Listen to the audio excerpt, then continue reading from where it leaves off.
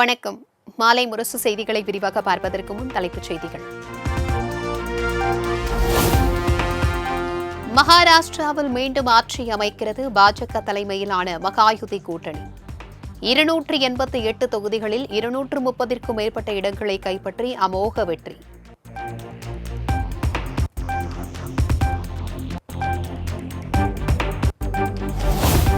மகாராஷ்டிர மாநிலம் கோப்ரி தொகுதியில் முதலமைச்சர் ஏக்நாத் ஷிண்டே வெற்றி. நாக்பூர் தொகுதியில் துணை முதலமைச்சர் தேவேந்திர பட்னாவிஸ் வெற்றி பெற்றதாக அறிவிப்பு.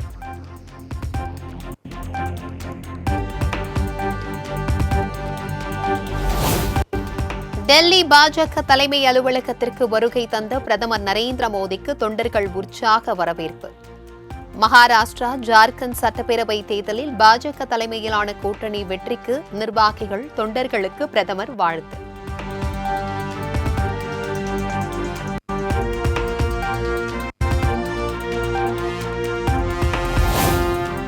காங்கிரசின் பொய்கள், வஞ்சகத்தை மகாராஷ்டிரா தேர்தல் முடிவுகள் நிராகரித்துள்ளது.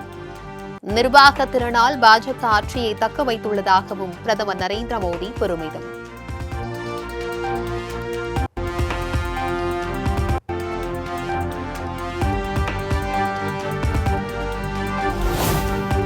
மகாராஷ்டிரா மற்றும் பல்வேறு மாநில இடைத்தேர்தல் முடிவுகள் பாஜகவின் கொள்கை மீது மக்கள் வைத்துள்ள நம்பிக்கையை காட்டுவதாக ஜே.பி. நட்டா பெருமிதம். இது ஒரு வரலாற்று சிறப்புமிக்க நாள் என்றும் பாஜக நிர்வாகிகள் கூட்டத்தில் பேச்சு.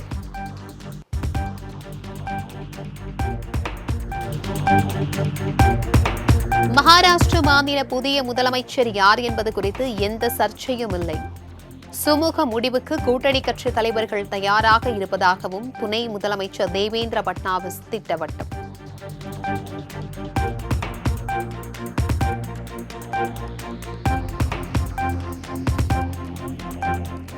ஒட்டுமொத்த அரசு இயந்திரங்களையும் மகாயுதி கூட்டணி கட்டுப்பாட்டிற்குள் வைத்திருந்ததாக உத்தவ் தாக்கரே சிவசேனா அணியின் சஞ்சய் ராவத் குற்றச்சாட்டு.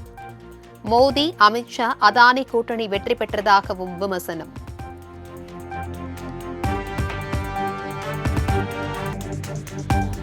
ஜார்க்கண்டில் மீண்டும் ஆட்சி அமைக்கிறது ஹேமந்த் சோரன் தலைமையிலான அரசு.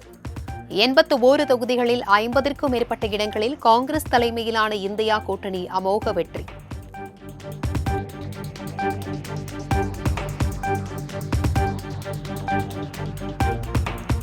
ஜார்க்கண்ட் மாநிலம் பர்ஹைத் சட்டப்பேரவை தொகுதியில் முதலமைச்சர் ஹேமந்த் சோரன் வெற்றி. தன்னை எதிர்த்து போட்டியிட்ட பாஜக வேட்பாளர் ஹமாலிஹேல் ஹெம்ப்ரோமை 39,000 வாக்குகள் வித்தியாசத்தில் வீழ்த்தினார்.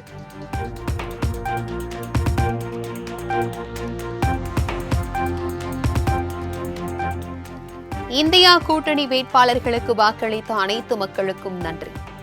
சாதி மதங்களை கடந்து தங்களை ஆதரித்துள்ளதாகவும் ஜார்க்கண்ட் முதலமைச்சர் ஹேமந்த் சோரன் மகிழ்ச்சி.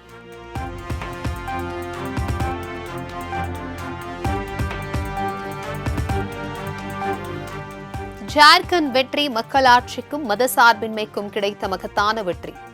தடைகளை கடந்து ஹேமந்த் சோரன் வரலாற்று வெற்றியை பதிவு செய்துள்ளதாக முதலமைச்சர் மு.க.ஸ்டாலின் நிகழ்ச்சி பதிவு.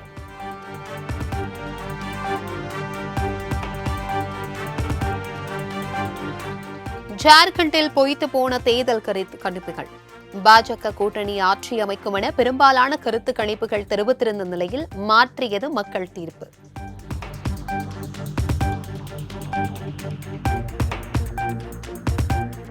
மகாராஷ்டிரா, ஜார்க்கண்ட் தேர்தல்களில் நோட்டாவிற்கு 2.07% வாக்குகள் பதிவு.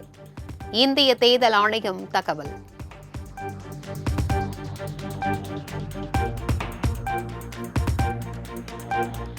வயநாடு மக்களவை இடைத்தேர்தலில் பிரியங்கா காந்தி வெற்றி பெற்றதாக அதிகாரப்பூர்வ அறிவிப்பு. 4,10,000 வாக்குகள் வித்தியாசத்தில் கம்யூனிஸ்ட் வேட்பாளர் சத்தியனை வீழ்த்தினார்.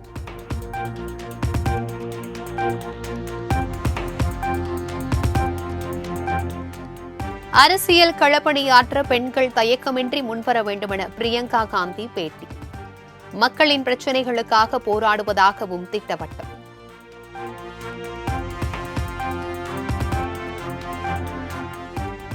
வயநாடு குடும்பத்தினர் பிரியங்கா மீது நம்பிக்கை வைத்துள்ளதாக ராகுல் காந்தி பெருமிதம். தொகுதி மக்களின் முன்னேற்றத்திற்கு கலங்கரை விளக்கமாக பிரியங்கா காந்தி இருப்பார் எனவும் உறுதி.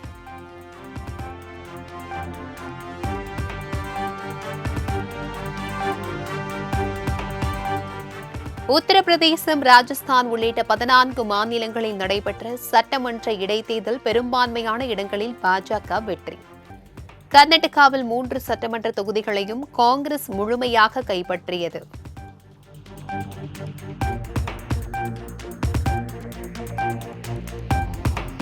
உத்தரப்பிரதேசம் இடைத்தேர்தலில் பிரதமர் மோடியின் தலைமை மற்றும் தொலைநோக்கு பார்வையால் வெற்றி கிடைத்துள்ளது.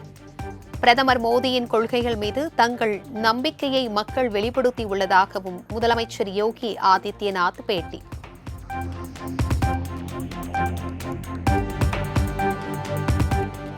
நாடாளுமன்ற குளிர்கால கூட்டத்தொடரை முன்னிட்டு இன்று காலை 11 மணிக்கு கூடுகிறது அனைத்துக் கட்சி கூட்டம். கூட்டத்தொடரை சுமூகமாக நடத்துவது குறித்து விவாதிக்கப்பட உள்ளதாக தகவல்.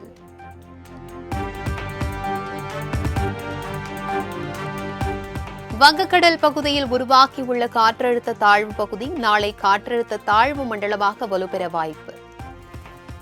அடுத்த 2 தினங்களில் தமிழகம், இலங்கை கடற்கரையை நோக்கி நகரக்கூடும் எனவும் வானிலை ஆய்வு மையம் தகவல்.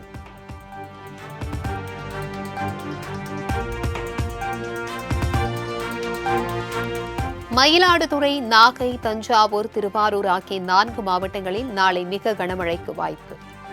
காரைக்கால் பகுதிகளிலும் மிக கனமழை பெய்யும் என வானிலை ஆய்வு மையம் அறிவிப்பு.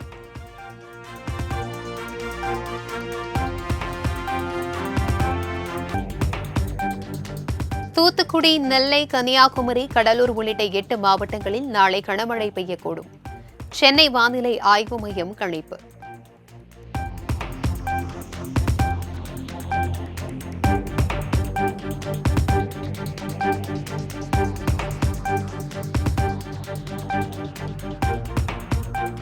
வரும் 26ஆம் தேதி முதல் 29ஆம் தேதி வரை தமிழ்நாட்டில் பல்வேறு மாவட்டங்களில் வெளுத்து வாங்கப் போகும் கனமழை. புதுச்சேரி, காரைக்கால் பகுதிகளிலும் மிக கனமழை பெய்யும் என அறிவிப்பு.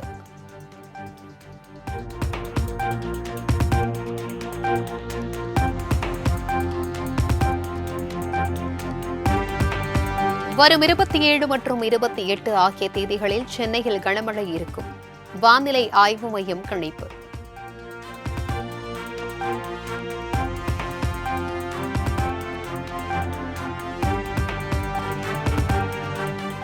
குரூப் 1 மற்றும் 1B முதன்மை தேர்வை கருப்பு மை பேனாவில் மட்டுமே எழுத வேண்டும். கருப்பு மை பேனாக்களை தவிர மற்ற பேனாக்களை உபயோகித்தால் விடைத்தாள் செல்லாததாக அறிவிக்கப்படும் என TNPSC புதிய அறிவிப்பு.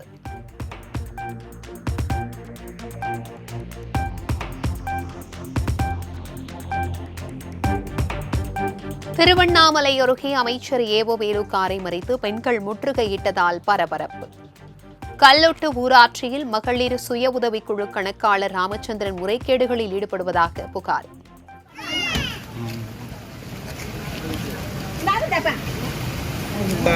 அதுக்குரிய பதில் ஒன்று அந்த மகளிர்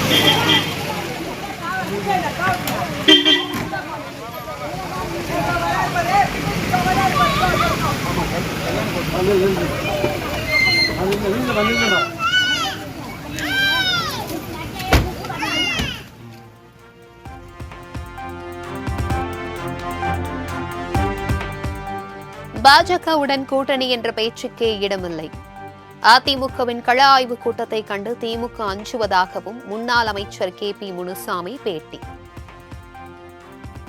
பாரதிய ஜனதா கட்சியோடு அனைத்து இந்திய அண்ணா திராவிட முன்னேற்றக் கழகம் கூட்டணி இல்லை என்பதை எங்களுடைய கழகத்தினுடைய பொதுச் செயலாளர் அறிவித்திருக்கிறார். நான் இல்லை, பொதுச் செயலாளர் அறிவித்திருக்கார். சரி.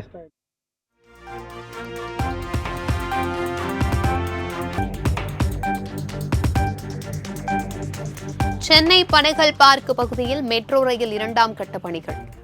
நாளை முதல் டிசம்பர் 1ஆம் தேதி வரை சோதனை அடிப்படையில் போக்குவரத்து மாற்றம்.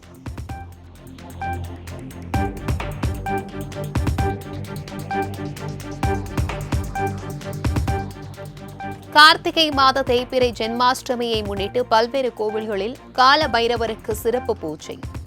திரளான பக்தர்கள் பங்கேற்று சுவாமி தரிசனம்.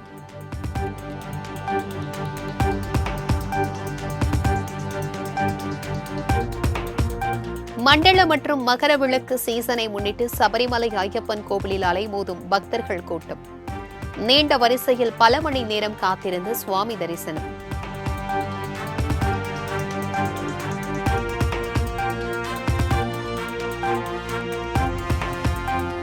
சபரிமலையில் ஐயப்பன் கோவிலில் நாளுக்கு நாள் அதிகரித்து வரும் பக்தர்கள் கூட்டம் எதிரொலி.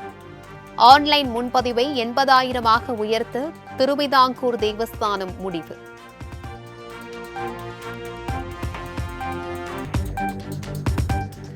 சவுதி அரேபியாவில் இன்று நடைபெறுகிறது 18வது சீசன் IPL தொடர் வீரர்களுக்கான மெகா ஏலம்.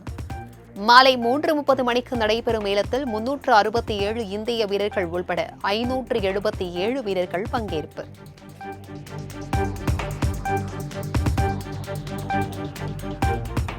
ஆஸ்திரேலியாவிற்கு எதிரான முதல் டெஸ்ட் கிரிக்கெட் போட்டி.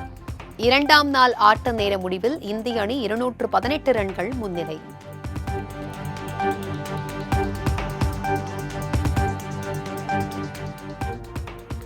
சீன மாஸ்டர்ஸ் சர்வதேச பேட்மிண்டன் போட்டியில் சாத்விக் சிராக் ஜோடி அதிர்ச்சி தோல்வி. தென்கொரியாவின் ஜிங்யோங் சிங் செங் யாங் இணையிடம் விழுந்தது.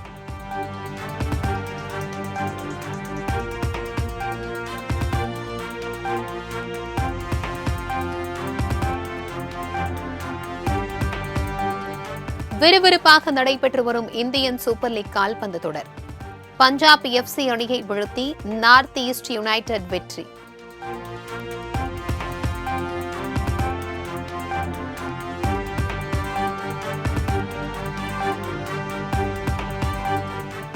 ப்ரோ கபடி லீக் தொடரில் தெலுங்கு டைட்டன்ஸ் அணியை வீழ்த்தி குஜராத் ஜெயின்ஸ் அணி வெற்றி. மற்றொரு ஆட்டத்தில் ஹரியானா ஸ்டீலர்ஸ் அணியிடம் விழுந்தது ஜெய்ப்பூர் பிங்க் பாந்தர்ஸ் அணி.